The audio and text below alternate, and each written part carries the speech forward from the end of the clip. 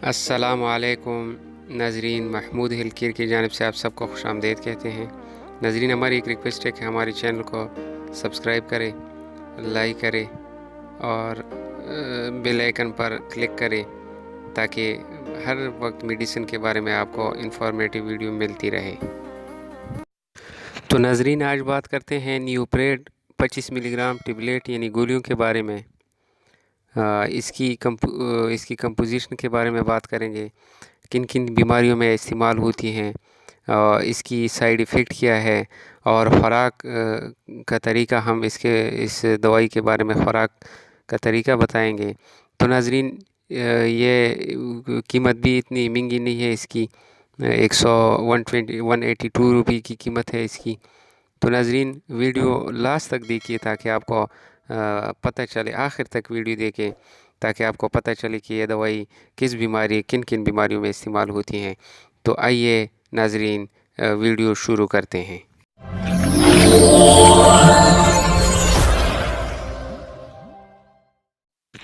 تو ناظرین، نیوپریڈ 25 ملی گرام، یہ اس کی نام ہے نیوپریڈ، اس کی نام پہ یہ دوائی آتی ہیں، جو کہ میکولزن ریسرچ لیبارٹری کی پروڈکٹ ہے۔ میکولزن، یہ اس کی کمپنی کا نام ہے۔ قیمت بھی اتنی مہنگی نہیں ہے، 182 روپیز، 182 روپے اس کی قیمت ہے۔ اس پیکٹ میں 20 گولیاں آتی ہیں۔ تو ناظرین، بہت اچھی میڈیسن ہے۔ تو ابھی اس کی کمپوزیشن کے بارے میں بات کرتے ہیں۔ اس میں لیو سلفیرائڈ فارمولہ استعمال ہوا ہے، لیو سلفیرائڈ اس میں استعمال ہوئے ہیں، یہ اس کی کمپوزیشن ہے، لیو سلفیرائڈ۔ تو ناظرین، ابھی اس کی یوزز یعنی کن کن بیماریوں میں استعمال ہوتی ہیں، تفصیل سے اس کے بارے میں ہم ڈیٹیل سے بات کرتے ہیں۔ یہ ٹیبلیٹ ناظرین معدے میں تیزابیت کے لیے استعمال ہوتی ہیں، یعنی معدے میں تیزابیت ہو اس کے لیے یہ انتہائی مفید دوائی ہیں۔ آسمیٹک ڈس آرڈر یعنی دماغ پر کسی قسم کا پریشر ہو، دماغی مریض کے لیے بھی اس گولیوں کو استعمال کیا جاتا ہے۔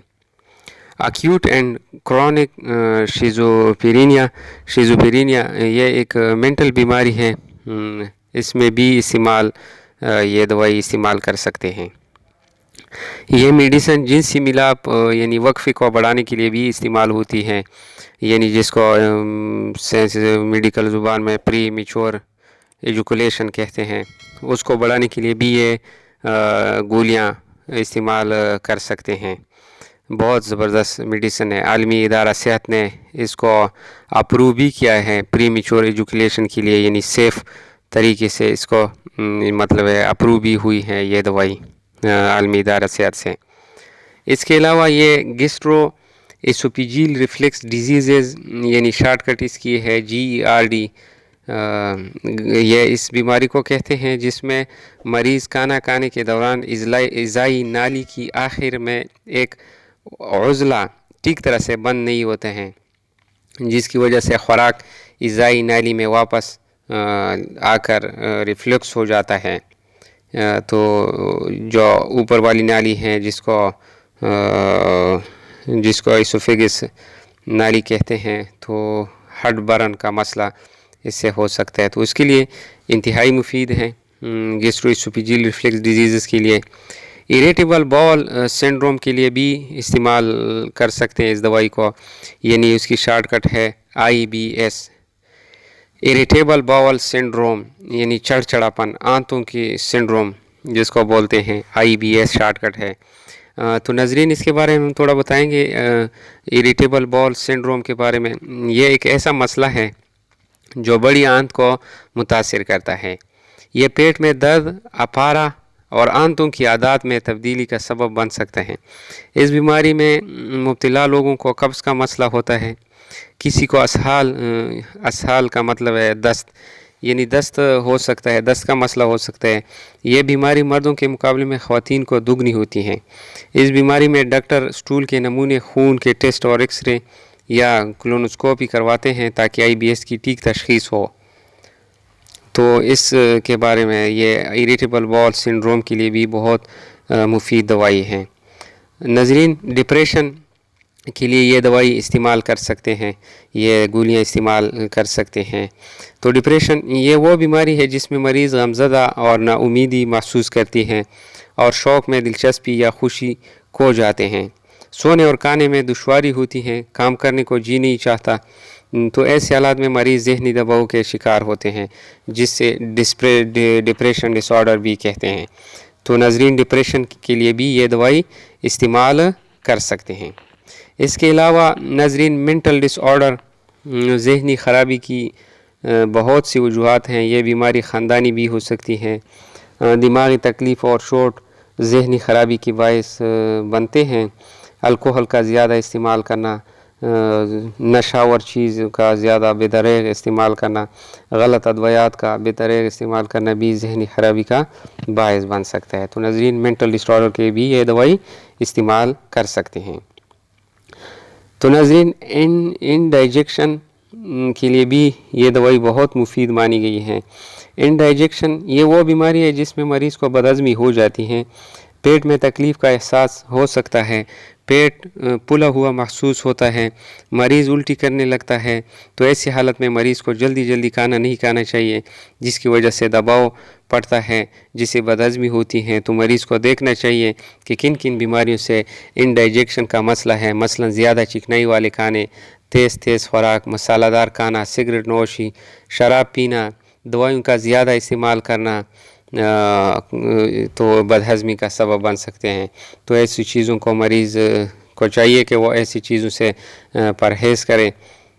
تو ناظرین آج نیوپریٹ 25 ملی گرام کی یوزز کے بارے میں آپ کو تو پتہ چلا ہے، ابھی اس کی سائیڈ ایفیکٹ کے بارے میں بات کرتے ہیں۔ تو ناظرین یہ دوائی کھانے سے سائیڈ ایفیکٹ آپ کی منہ خشک ہو سکتی ہیں، ڈرائی ماؤتھ جسے کہتے ہیں، نظر دھندلا ہو سکتا ہے، بلرڈ ویژن جسے کہتے ہیں، ہیڈ ایچ یعنی سر درد ہو سکتا ہے، آلودگی، ڈراؤزنس جس کو انگلش میں بولتے ہیں وہ ہو سکتی ہیں، ڈیزینس یعنی چکر آ سکتی ہیں، قبض کانسٹیپیشن کا مسئلہ ہو سکتا ہے، نوزیا متلی ہو سکتی ہے۔ تو یہ اس قسم کے اگر آثار نمایاں ہو تو اپنے ڈاکٹر کے ساتھ مشورہ کریں یا دوائی کو فوراً بند کریں۔ عموماً اس دوائی سے کوئی سائیڈ ایفیکٹ کسی مریض میں نہیں پائے گئے ہیں، لیکن پھر بھی احتیاطاً اگر ایسے کوئی سائیڈ ایفیکٹ ہو تو اپنے معالج سے لازم رابطہ کریں۔ تو ناظرین اس کی کھانے کا طریقہ ابھی بتا رہے ہیں، کھانا اس کو کیسے ہیں، یعنی اورال یوزز کیسا ہے اس کا۔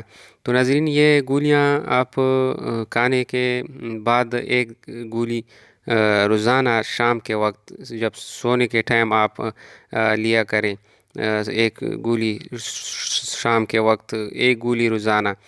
اگر 2 ٹائم آپ کھانے کے بعد لے لیں تو بھی بہتر ہے، 2 گولی کھانے کے بعد، ایک صبح ایک شام کو، بہت بہتر نتائج حاصل ہوں گے۔ تو ناظرین اگلی میڈیسن تک محمود کو اجازت دے، اللہ حافظ، اور ہمارے چینل کو لازم سبسکرائب کرے اور ساتھ والے بیل آئیکن پر کلک کریں تاکہ ہمارے حوصلہ افزائی ہو۔ اور آپ لوگ کمنٹ نہیں کرتے ہیں، ویڈیو کو شیئر نہیں کرتے ہیں دوستوں کے ساتھ، تو ہم کو بھی پھر مزہ نہیں آتا ہے ویڈیو اپلوڈ کرنے کا۔ تو ناظرین لازمی کمنٹ کرے، لائک کرے اور شیئر کرے تاکہ ہماری حوصلہ افزائی ہو۔ تو اللہ حافظ۔